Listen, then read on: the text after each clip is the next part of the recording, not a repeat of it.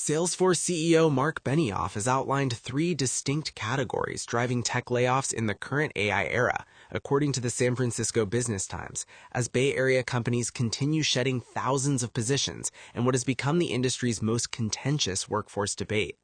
A framework for the AI layoff wave. Benioff's comments published Monday come as the tech sector has already cut more than 37,000 jobs across nearly 60 companies in the first quarter of 2026 alone, marginally outpacing the same period last year, according to layoffs.fyi. Among the categories Benioff identified are companies genuinely rebalancing their workforces in response to AI capabilities, and others pursuing broader restructuring that may or may not be tied to AI. The framework arrives as Benioff himself navigates a complicated record on the subject. In September 2025, he confirmed that Salesforce had reduced its customer support division from 9,000 to roughly 5,000 employees, telling the Logan Bartlett Show podcast, "I need less heads." The company conducted another round of cuts in February, eliminating fewer than 1,000 roles across marketing, product management, and its Agentforce AI product.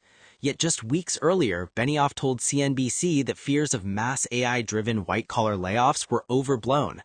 These pronouncements of these mass white-collar layoffs, I just do not see it. The silver bullet excuse. Not everyone agrees the layoffs are about AI at all. Venture capitalist Mark Andreessen argued in a post on X on March 29th that companies are using AI as a silver bullet excuse to clean house after pandemic-era hiring binges. Every large company is overstaffed. We could debate how much. It's at least overstaffed by 25%.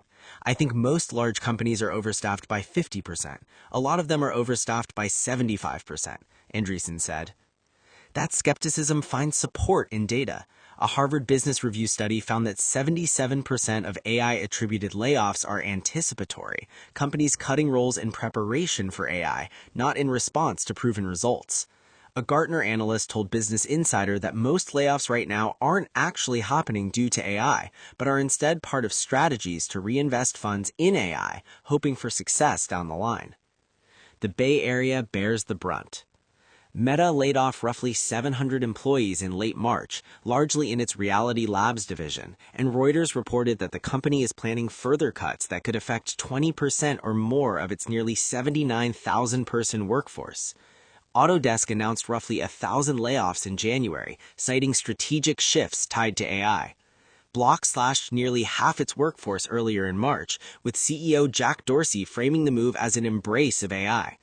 Whether these cuts represent a genuine technological transformation or, as Andreessen put it,